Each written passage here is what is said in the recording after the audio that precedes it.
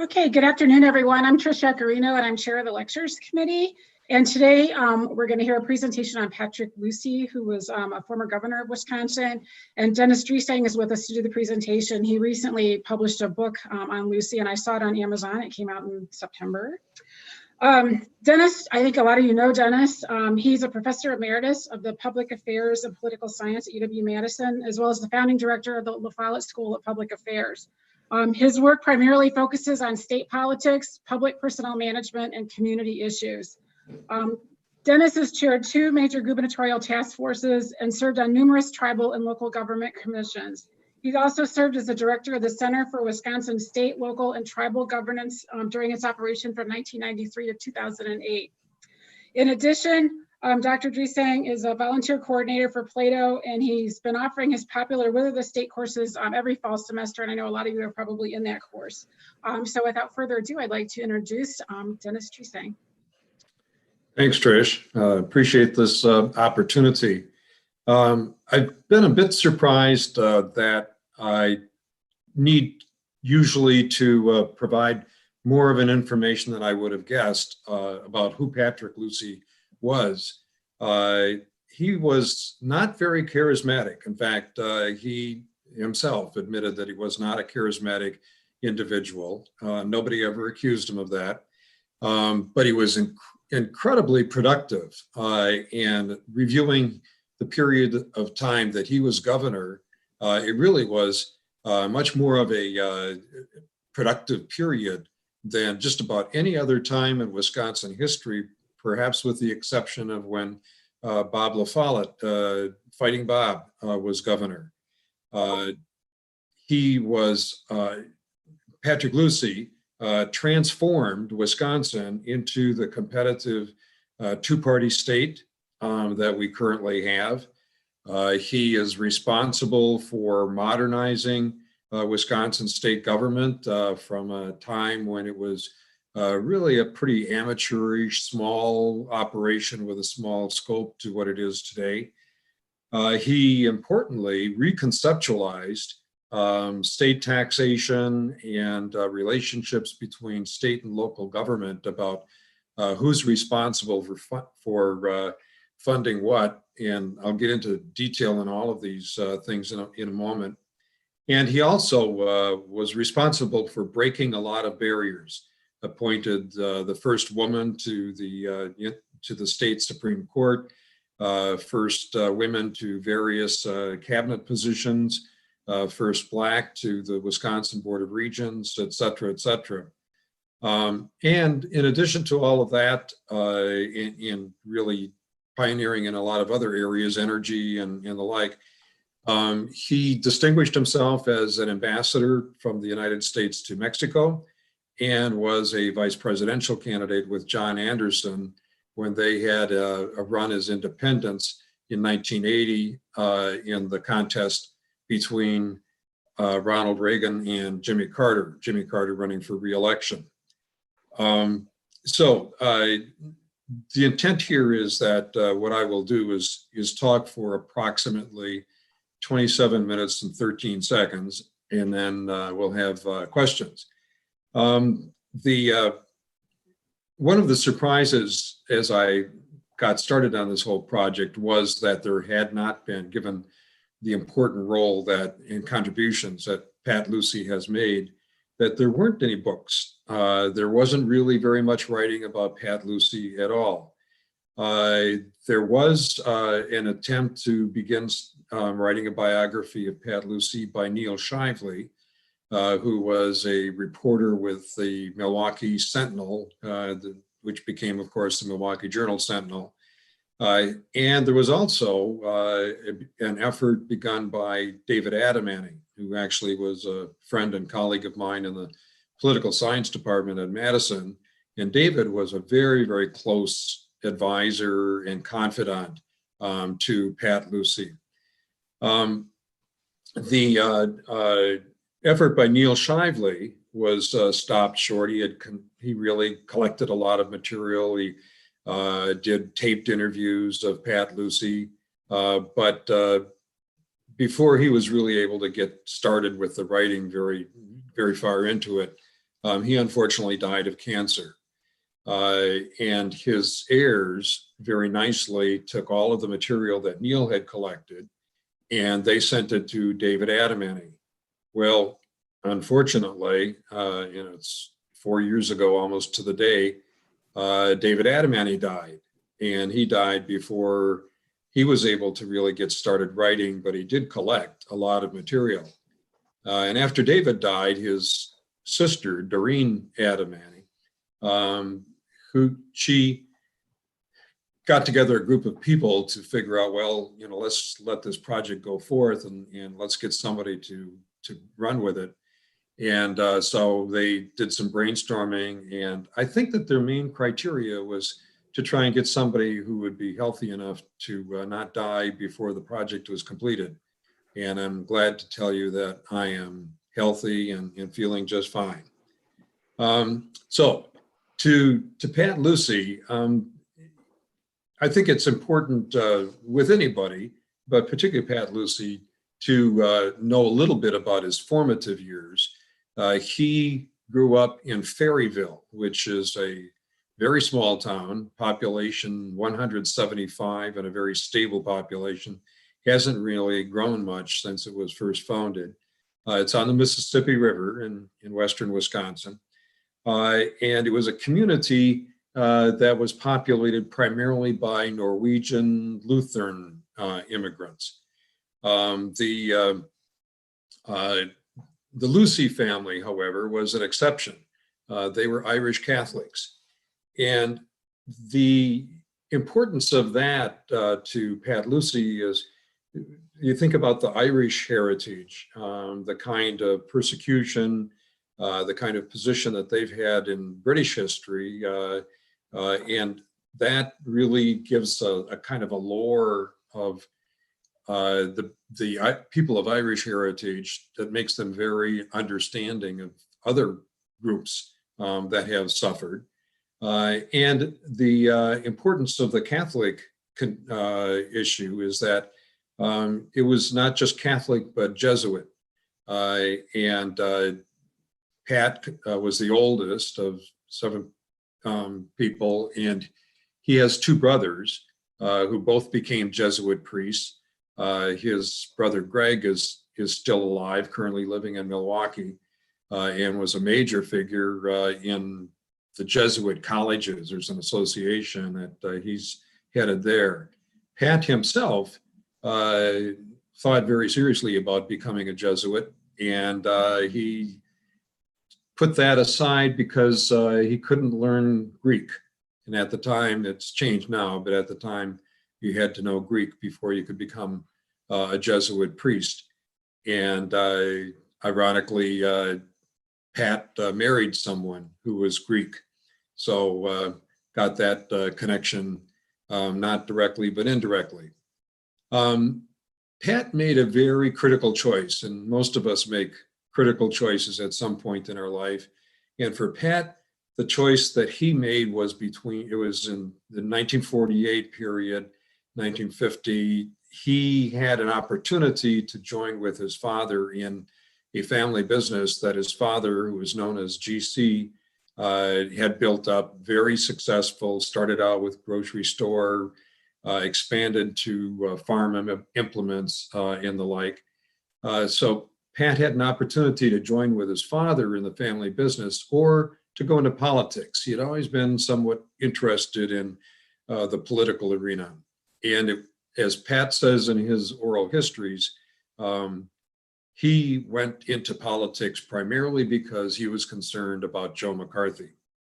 This was a period in time when Joe McCarthy had just gotten started and was beginning his demagoguery. There's actually a book that by Lai that has just been published, recounting that whole period of time and that whole history. Pat was very concerned about that and opted to go into politics. And the political scene at the time, it's important to appreciate, was really pretty chaotic. The Progressive Party, capital P, had just decided to disband, and the Progressive Party was an offshoot of the Republican Party. Since the days of fighting Bob La Follette, there had been two factions within the Republican Party, the progressives and the stalwarts, or today we would refer to them as conservatives. And the progressives, when Bob Sr. Died, his two sons established the Progressive Party, and so they separated off from the Republicans. Well, just as Pat was getting into politics, the Progressive Party decided to disband, and a big choice for them was, okay, where do we go? Do we go back to the Republican Party? And actually, Bob La Follette Jr. Said, yeah, that's the thing to do. But there were a lot of people who said, no, we don't feel comfortable with that. Why don't we become Democrats? Well, the quandary for people who wanted to join the Democratic Party was that the Democratic Party at the time was barely a party. It might have been 17 people sitting around a card table. But more importantly, it was a party that was very conservative and, in fact, was against FDR and against the New Deal. The Democratic Party was starting to change at this time. There was the Socialist Party in Milwaukee. Many of us are familiar with that. And Dan Hoan, a major leader in the Socialist Party, decided that he was going to go from the Socialist Party to the Democratic Party. There are a number of other people who started making that move. And so those who left the Progressive Party and didn't feel comfortable going to the Republican Party decided that, well, what they would do is go to the Democratic Party. And the issue for Pat Lucey was that there was a choice to be made, and that was, do you take over the Democratic Party or do you form a new party? And I can get into it, but for details that are kind of technical and legal, the easiest, most straightforward thing to do would be to start a new party. And so what we had in Wisconsin was the Wisconsin Democratic Party. What they were aiming to do was to create what we now have, which is the Democratic Party of Wisconsin. And to do that, they established what was called the Democratic Organizing Committee, and Pat got hired by Jim Doyle Sr. Many of us knew or know of James Doyle Sr., a very distinguished federal judge. And he hired Pat Lucey to do the organizing necessary to really establish what we now have, the Democratic Party of Wisconsin. Pat's model that he used, which was very important and became actually a controversial issue throughout many years, was to do it on a kind of grassroots sort of level. Pat, being from a small town, from a farming community, that influenced him to say, look, let's really build it up from the bottom. Go to small towns, go to the farming communities, get them to join the Democratic Party, and we'll do it that way. Go into the urban areas and deal with it at the precinct level and organizing that. And this differed from the model in neighboring Minnesota. The farmer organizations and the labor organizations kind of were the key elements and are the key elements for the Democratic Party in Minnesota. So it's much more of taking existing organizations, existing interest groups, and making a kind of formal coalition for them. The model that Pat followed was to, as I say, do it more grassroots level, kind of shoe leather kind of approach. And they began running candidates. There were a few unusual victories, but most of the time it was sort of, well, they didn't quite make it, but they were building slowly. And the big breakthrough came when Joe McCarthy actually died in office. So they they did run a candidate against Joe McCarthy when he ran for re-election after he had initially actually beat Bob LaFolla Jr. For the Republican nomination. In 1957, Joe McCarthy died in office. There had to be a special election to fill the remainder of that term. And Pat Lucey became the campaign manager for somebody that I think all of us know of, and maybe even shook his hand, and that is Bill Proxmire. Bill Proxmire had run unsuccessfully 3 times before, and was running against Walter Kohler. The assumption was that since he had lost to Kohler before, he would lose to Kohler again. But the campaign that he and Pat Lucey put together surprised everybody. And Bill Proxmire beat Kohler and began a long and successful career as a senator from Wisconsin. That breakthrough was followed very quickly the next year, 1958, by Bill Proxmire running successfully for a full term, and Gaylord Nelson running successfully for governor. The Democratic Party of Wisconsin had enough candidates running successfully for the state assembly that they got the majority in the assembly. And it was really from then until now that we've had a situation where we've got, of course, the Republican Party that has always been very powerful, very successful in this state, but the Democratic Party becomes an actor as well. And those victories in 1958 were kind of followed on by a rather dramatic and important event, and that was the primary in which John Kennedy defeated Hubert Humphrey. Again, a bit of a surprise. Hubert Humphrey was regarded by many people as the 3rd senator from Wisconsin. He was very popular and very well known in Wisconsin. And he was running for the presidential nomination of the Democratic Party. And Kennedy was as well. And Pat Lucey supported Kennedy and became a major actor in the successful campaign for Kennedy. Now, it's important to understand here that the primaries back in 1960 were relatively rare. It wasn't like the primaries that we have today. You ran in a primary more to demonstrate that you had electability rather than that you were getting delegates who would go to the Democratic National Convention and vote for your nomination for president. At the time in the United States, there were only 16 states that had a primary. The rest of them didn't have a primary. And at the time, there were, of those 16, 12 of them would have what we referred to as a favorite son that ran in the primary. Typically, the favorite son was the governor, a Democratic governor, who would then go to the convention, and they would have whatever number of votes that state got for the Democratic National nominating process.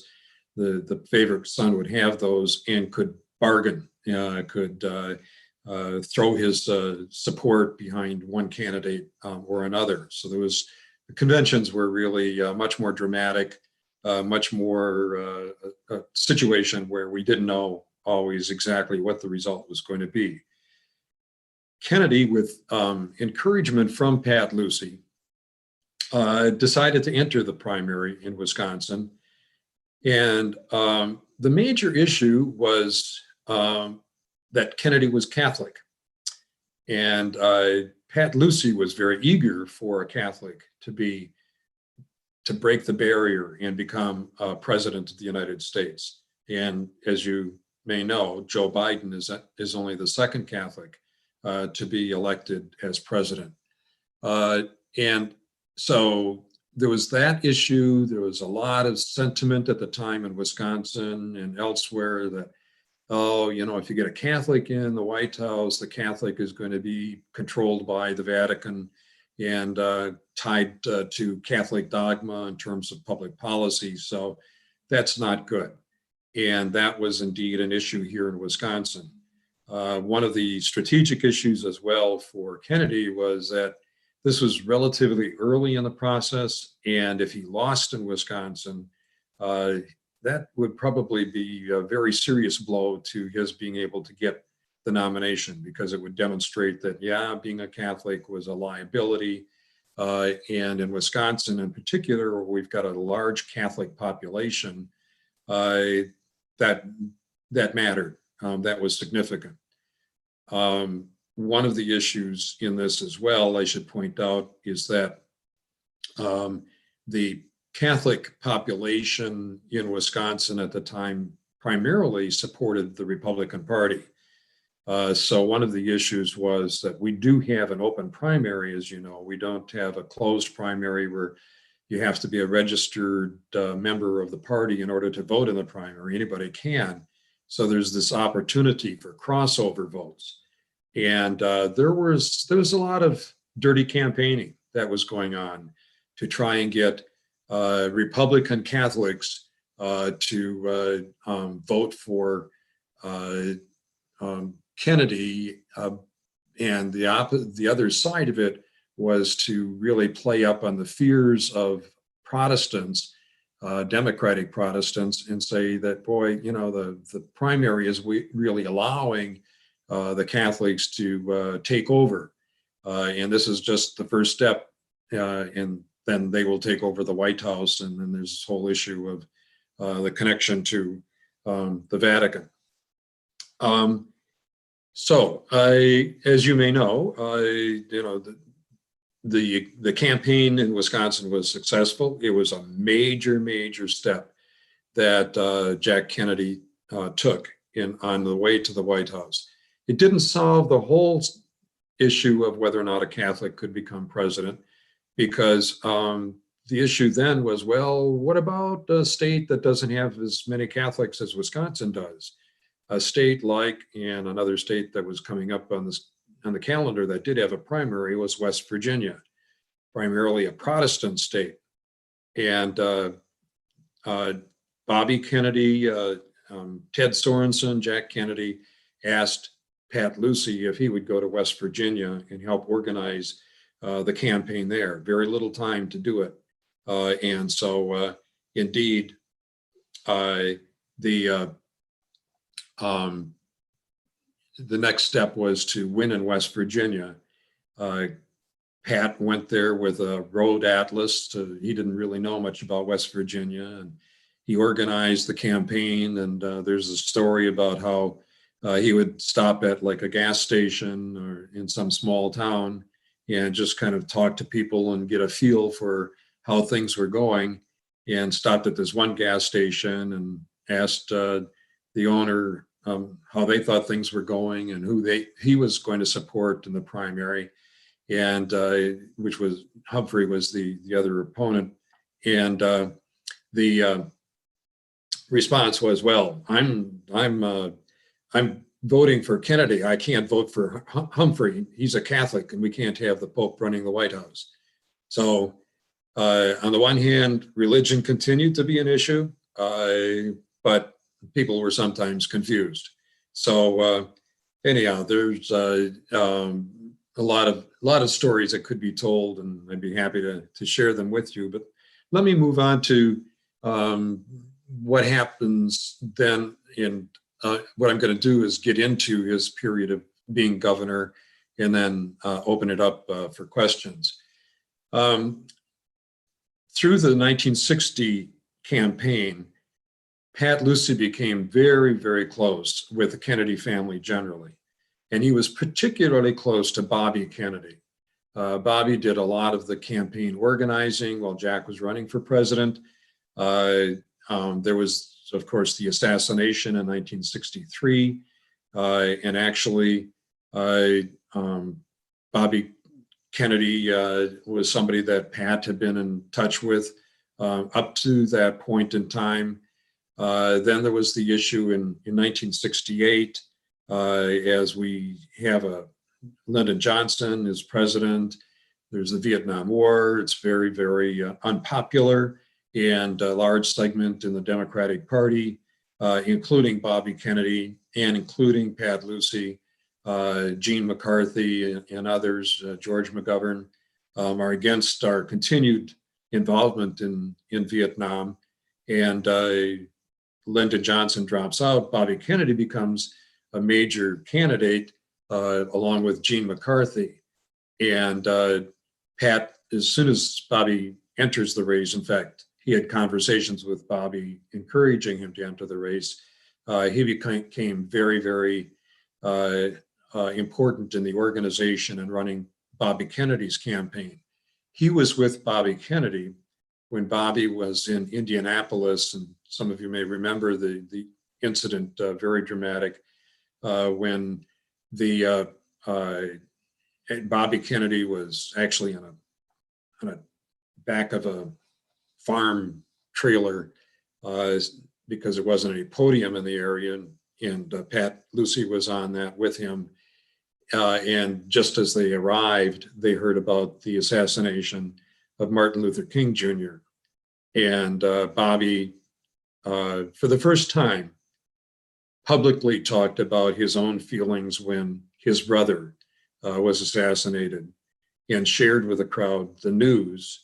And then, in a very emotional statement made off the cuff, talked about how important it was to come together, to mourn, to celebrate the life, and not to do it in a way that engendered violence or involved violence.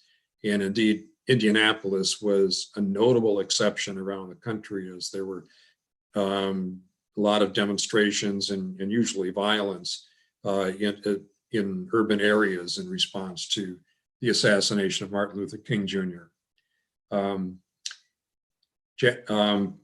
Pat Lucey then went on. Bobby Kennedy did win the primary against Gene McCarthy in Indiana. Pat Lucey quickly then went to Nebraska and helped engineer a victory there. Then the issue was California. In the interim, Bobby Kennedy lost Oregon. And so California became really important symbolically and substantively in terms of his getting the nomination. Pat Lucey again went to do the campaigning, the organizing, and he was in Los Angeles when Bobby Kennedy was assassinated. And it was just devastating, as you can imagine. This is a period of time that was rough for all of us. And Pat talked about being in a blue funk. He was thinking he was just going to give up on politics. This was just ridiculous. And it wasn't so much that he was concerned for his personal safety, but it just, the violence and the emotions were just too much to handle. He then kind of thought more about it and was persuaded, as he thought just by himself, but talked to others, that that's not what Bobby Kennedy would have wanted. That's not what Jack Kennedy would have wanted, that there was a fight to be fought. And so he indeed switched after Kennedy's assassination, supported Gene McCarthy. There was the awful convention in Chicago, lots of violence again. And Gene McCarthy did not get the nomination, but Pat did then make a decision that he was going to run for governor. He had been successful in a run for lieutenant governor. Gave him a bit of taste of not only being a campaign and party organizer, but being somebody who took part in the actual making of public policy in the governance side of things. So Pat ran for governor, and in 1970, 50 years ago, he was elected. And he was elected as governor when the state moved for the first time to have a 4-year term as governor. And that was important. It was important to Pat. He talked about that a lot, that if you're going to make policy, obviously a 4-year term is much, much better than a 2-year term. You just get into office and you're either running for re-election or you're thinking about what's next on your agenda. So Pat entered the office of governorship with an agenda. And I was really surprised to see that his agenda was actually written down on a piece of paper that he carried with him. About 24 items. He carried it around with him, put it in the desk drawer in the governor's office, and he was focused. He was very focused, and he would check things off as he was able to accomplish them. The first 2 items on his agenda were major, major items. When he entered the governor's office, the Democrats controlled the assembly. They had a majority there. And it was a majority that was led by progressives like Pat Lucey, people like Tony Earl, who then later became governor, Dennis Conta, Norm Anderson, who actually passed away not too long ago. Norm was from the Madison area. But the Republicans controlled the Senate. Bobby Knowles, who was the brother of Warren Knowles, who was a very, very popular Republican governor preceding Pat Lucey. Warren Knowles did not run for re-election. Had he run for re-election, my guess is that he probably would have won. And Pat Lucey would not have, he probably wouldn't have even have tried in 1970. So in any case, Pat comes in office, he's got this agenda, he's focused, and the first 2 items on his agenda are major items. One is merger of the University of Wisconsin, the creation of the system that we currently have. And the second major item was to reconceptualize taxation and revenue sharing in the state of Wisconsin. And those 2 items were very, very high visibility. They were items that were not, in a sense, all that partisan. There were a lot of Republicans preceding Pat's election as governor who thought that merger of the university system was a good idea. There was a task force that Warren Knowles had appointed, and they recommended that, not in exactly the same form that it ended up to be, but the concept was there. And likewise with kind of reconceptualizing our taxation system in the state. There's a task force, the TAR task force, again, under Knowles, that laid the groundwork for a lot of it, but the Republicans who controlled the legislature at the time and Knowles himself did not go for it, but Lucey thought it was a great idea. So on the one hand, we're not dealing with partisan issues, but the leadership, primarily Milo Knudsen, who was a state senator from the La Crosse area, decided that they could not let Pat Lucey have a victory on these first 2 major items as he was elected as governor, because that would just make him look too much like a winner. It would be wrong kind of message.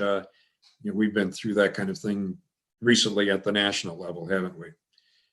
So he ran into resistance in the state Senate.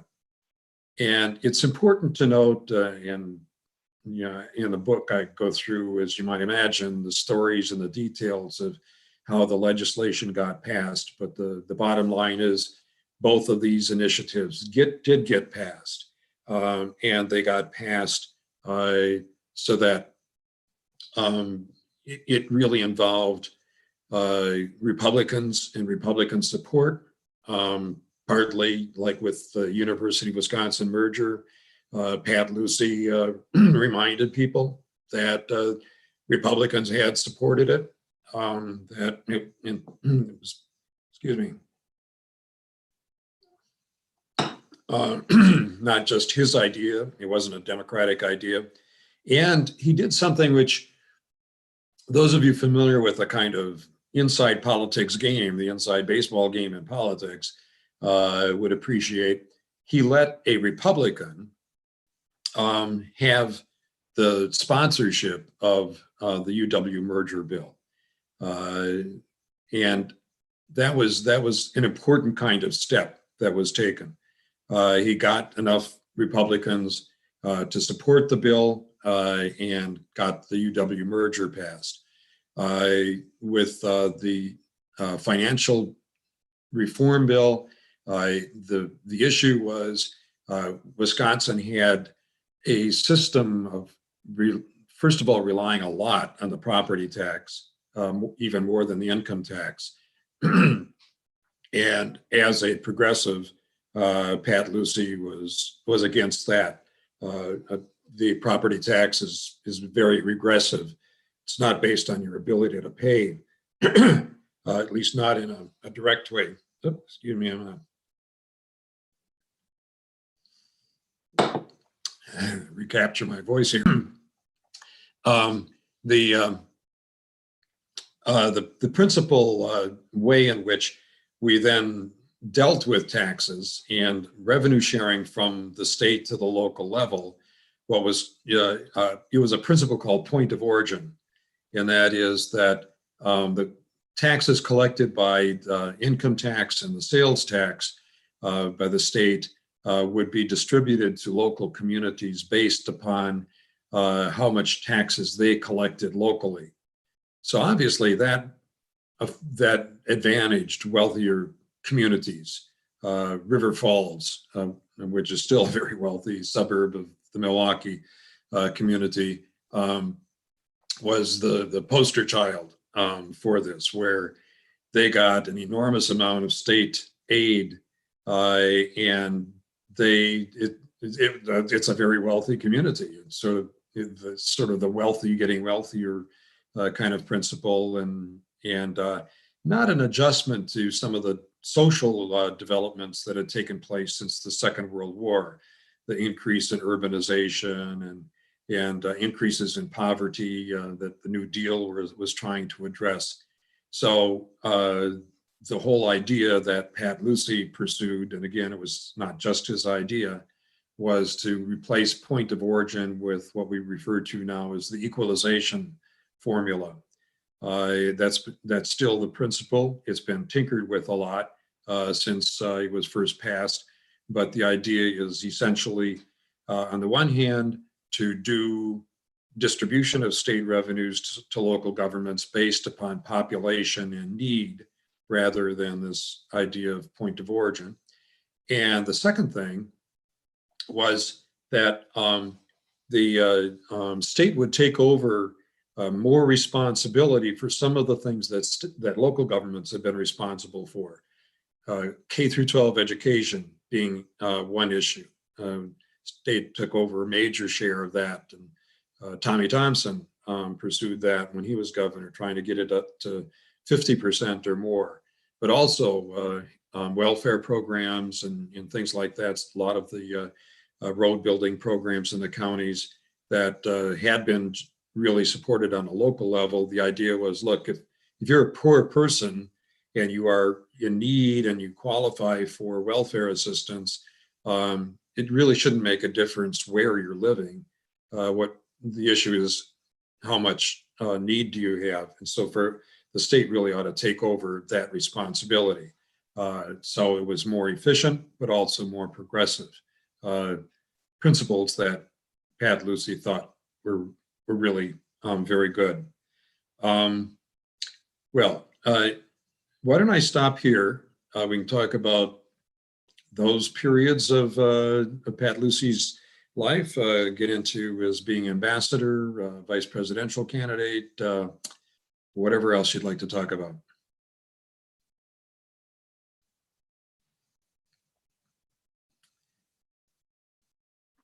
Here I am, sorry. A couple of these questions were posted earlier in your presentation, so you've already covered some of this, but I can ask them again in case there are other things you want to say. The last one is pertinent to what you just said. Someone asked, why did President Carter ask Lucey to be the U.S. ambassador to Mexico, and why did Lucey accept that assignment? Yeah, great questions. Pat was inclined to accept a federal position. There were rumors that he was going to be appointed to a cabinet position. maybe an ambassadorship. It wasn't quite clear, but there was some sense as Jimmy Carter took over the White House that Pat Lucey would be invited to join the administration. From Pat's standpoint, it was he had finished his agenda, that list that I mentioned before. He had checked off everything on that list, amazingly, except for one item, and that was no-fault insurance. And that came later, but he did not accomplish no-fault insurance. There were some things like on transportation policy that he fell short of, but got checked off his list. So in a sense, he was sort of a mindset of, well, maybe I'm ready to move on to other things. And as I said, he was very involved with the Kennedys. He had gotten involved in national politics. He was involved with the McGovern campaign, et cetera. From Jimmy Carter's standpoint, very interesting story there. At this point in time, first of all, remember during the Carter administration, we've got the Arab oil boycott, there's an energy crisis, and Mexico discovers oil and natural gas reserves and becomes a major source in the world of oil and gas. Very important to the United States, obviously to Mexico, and to the world. And Mexico actually had been the place where the United States had its largest embassy. We had a lot of business interests there, a lot of expatriates, immigration issues, just like we have today. But now with oil and gas, it becomes really even more important. And the Mexicans essentially went to Carter and they said, look, you've been sending, you meaning the United States, have been sending us career diplomats, wonderful people, but we really ought to be treated at the same level as other major countries. And you should be sending to Mexico City the kind of people that you send to London and Paris and Tokyo, et cetera. And so we would like to see a major visible politician rather than a career diplomat named as ambassador. And we think to enhance that idea of respect for Mexico, we don't want what they referred to as a hyphenated American. We don't want a Mexican American. We want somebody that has the credentials of being a major political figure. So Mondale played a role in helping Carter figure out who fit that bill, and Carter agreed. And Mondale actually came to Madison along with Pat Lucey's daughter, Lori, who was working in the Carter White House at the time. And the two of them sat down with Pat and said, hey, this is an opportunity. It's a meaningful ambassadorship, and we hope that you'll go ahead and accept. And the rest is history. Okay. Someone asked us, as a Democrat, did he fall on the right, left, or in the center? And then they also wanted you to discuss his break with the Carter administration.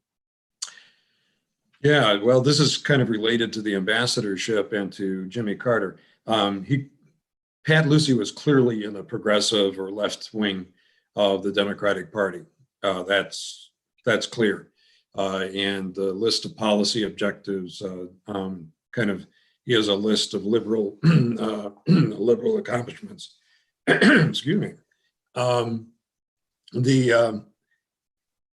Pat Lucey, like a lot of other people, regarded Carter as maybe a nice guy, maybe not a nice guy, but not very competent. That being president was above his ability.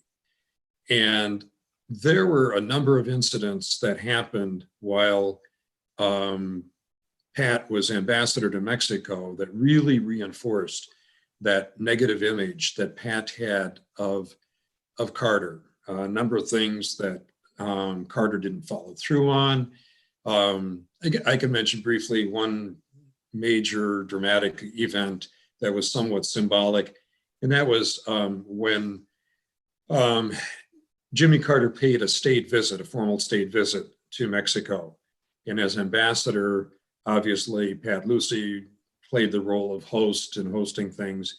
And one of the customs when somebody plays a state visit is that the guest has a formal state dinner as they then say, thank you for this opportunity to come and visit your country. Well, Jimmy Carter said, nah, let's forget the big state dinner. We don't need to do that.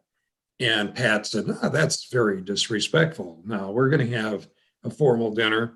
And if you don't want to do it, I, as ambassador, will host it. And so Carter backed off, but then he said, well, okay, but we'll take care of the menu from the White House. And it's going to be a Tex-Mex menu. Well, that was sort of like, wait a second, a formal dinner is not Tex-Mex barbecue, and the Mexicans are really not fond of the Texans, so Tex-Mex really sends a very disrespectful message. So Pat basically said, no, I will take care of the menu, and in fact, what I will do is I will bring in 2 fantastic chefs who will prepare the menu. And the chefs were the Coleman sisters, Kuhlman. They currently own and operate Chez Vous here in Madison. And they were the chefs for Pat when he was governor in the governor's residence. And so they came, and it was a kind of formal French style dinner, and things went very well after that. But it's the sort of thing where, geez, you gotta be kidding. You're not paying them any respect, and that's a major issue, especially at this point in time. Okay. And someone asked, and this was a few minutes ago, so I know you were talking about the taxation, but this person was wondering what you consider his biggest accomplishment as governor, other than the UW system merger. Boy, that's a real good question. I think that, I would certainly have a tie between the change in our taxation and revenue sharing system and the establishment of cabinet government, enhancing the ability of the governor to direct the administrative agencies. The progressives during the La Follette period were very much against that kind of cabinet government style. And they had, as the head of the various agencies, different commissions, so that it was called the Department of Health and Social Services at the time. That was the major agency other than the university in terms of budget and personnel. And that agency, which dealt actually with corrections, as well as with health, as well as with family and children's services, was headed by a citizen board that met once a month for an afternoon. Well, come on, give me a break. That's no way to have direction over that kind of set of responsibilities. And remember too, during this time, and especially with the presidencies of Lyndon Johnson and then Richard Nixon, you're getting a lot of federal programs and federal money being channeled into the states to do issues on energy policy, on environmental policy, and the like. So Wisconsin state government was dealing with a lot of responsibilities, but it had a really pretty amateurish kind of government. And I think we really need to thank Pat Lucey for making the change. And it was controversial again, but Pat Lucey was able to work with people across the aisle, and he did it in a way where people really, they rolled up their sleeves and they got pretty vocal in their disagreements, but it was all civil. At the end of the day, people went out for a beer, and something that we really lack now. It wasn't, people had their partisan identities and disputes, but it wasn't the kind of partisan bickering and the polarization that we see now. It's very civil. Someone asked if you knew what the list of 24 priorities were. Oh, you want me to go down to the list of 24? I can look at the, part of it was the cabinet government. There was the, I don't have them committed to memory. But there were a lot of environmental issues. Let me just give you sort of categories and ideas. There was the issue of prison reform. Prison reform, interestingly, at that time, we had more prison bed space, believe it or not, than we had prisoners when Pat Lucey was governor. So this was before the big law and order era that Tommy Thompson had when he was governor, of making more crimes punishable by prison time, which Wisconsin is different from Minnesota in that regard, but also building more prisons and having more prison beds. So there was actually a task force that Pat Lucey had that recommended closing prisons and having it all be that anybody who needed correctional services would do it on a community kind of basis. Pat didn't pursue that, although he did downsize, like the reformatory at Green Bay, and he downsized Waupun at the time. And he actually, there was one prison that the state had built in Adams County that some of you may be familiar with. And Pat sold that to the federal government for $1. Let them have the prison and take over the debt that still existed for the construction costs. So that's another example. But there were a lot of environmental issues. He was particularly concerned about air pollution and water pollution, not so much noise pollution. That still is not very much on the agenda. The idea of climate change was not there. So carbon emissions was not seen from that standpoint, but pollution was, and energy issues, that was important. So those are some of the examples. I think these next two are more comments than questions. Someone commented that the Anderson-Lucey ticket was not very geographically balanced, and someone else commented on the fact that Anderson was a liberal Republican and Lucey was a liberal Democrat. It was sort of interesting that they hooked up for that that election or for that race. Yeah, it's a good observation. Yeah, Anderson was from Illinois and Lucey from Wisconsin. The reason why the two of them hooked up was that, Anderson was against Reagan. Lucey decided that he couldn't support Carter for re-election. He thought he was a disaster. And both Anderson and Lucey realized that you run an independent campaign, it's a long shot. But the but was important. Given Lucey's ties to the Kennedys and to the liberal wing of the Democratic Party, which was still pretty active, and those because of the war in Vietnam and the like. If you took the Kennedy liberal Democrats and got them together with the moderate and progressive Republicans, who were just appalled that somebody that they regarded as a second-rate actor, Ronald Reagan, would become president of the United States, that maybe there was a chance.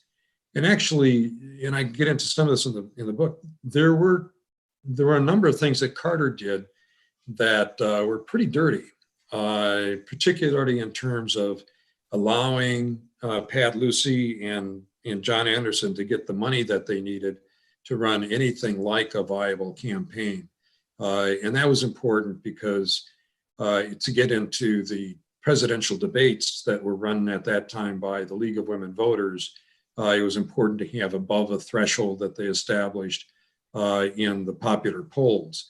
And you don't get into the popular polls until you're out there campaigning and TV ads. And I mean, just one example, when Lucey and Anderson were traveling and flying, they just had to take a regularly scheduled commercial flight. They didn't have their own campaign flight, their own campaign plane. And you think about that and think about making your campaign schedule fit the schedule of regularly scheduled flights, which sometimes are delayed, and you got to make connections, and they don't always go to smaller communities. It was just a nightmare. And they really were handicapped. So who knows if they had the money, if they would have been able to pull it off. But apart from it was not geographically balanced, and it wasn't ideologically balanced either. But that was done on purpose, the ideological part. And then this is kind of a fun one. Did he ever live on Whitney Way? Do you know? Well, actually, I live near the intersection of Gammon and Old Sauk, and that is right on the edge of a major Lucey development. Lucey was really the major developer until obviously recently of the west side of Madison. And he was a very successful real estate agent and real estate developer. And so, yeah, I mean, Whitney Way, Old Sauk, Gammon Road, the whole west side of Madison, part of Middleton, that was all Lucey Realty and Lucey Development. I actually, being a librarian, I love this kind of trivial information, but I was looking at old city directories, and most of the entries for him in the 50s were business addresses, but there was one on Coney Weston Place in 1958. And I looked up that house, and that house was built in 1958. So I don't know whether there might've been an office building there before, or if he actually was the first owner of that house, but that's pretty close to Whitney Way. So yes, it is. Yeah. And I think many of us in the Madison area are familiar with Wexford, the Wexford area, Wexford Ridge, Wexford Village, and the like. That's Lucey Development, and Wexford is the village that John Kennedy's family came from in Ireland, and that's why that name was chosen. Oh, okay. Anybody else have any questions? Looks like I think I got them all here that have come in so far. I guess not, and we're almost at an hour, so I want to thank you very much for. Whoop, looks like one more came in. Did his political career end with the presidential run? It did, in terms of him being a candidate. He did maintain some involvement in other people's campaigns. He particularly was active with the Supreme Court, state Supreme Court. He was responsible for appointing Shirley Abramson to the court, first woman to be appointed. And when he appointed her, his major concern was that she would not get elected when her term was up for another term. Well, Shirley indeed proved him wrong by a long shot, but Pat was very concerned about that and got involved in helping her with her reelection campaigns. And then that spilled over to John Kloppenberg, to Linda Clifford. There was he had been involved. He tried to maintain the idea that our state Supreme Court should be nonpartisan or bipartisan. And there was a situation where he was a co-chair with Lee Dreyfus at the time of David Prosser's campaign for re-election. And then there was the incident between Prosser and other members of the court that involved choking and things like that, not too judicial kind of behavior. And Pat then very visibly and publicly resigned as co-chair of Prosser's campaign. He also he spent his last days at the Catholic home in Milwaukee, retirement home. And he almost got kicked out of there by campaigning for Barack Obama. You're not supposed to do any campaigning, put up posters or anything like that. Okay. All right. I guess that's it then. I want to thank you. This was really great. And we've gotten a comment. People have learned a lot that they didn't already know. And this was really, really enlightening. So I look forward to reading your book. Okay. All right. Thanks, everybody. Yes, thank you.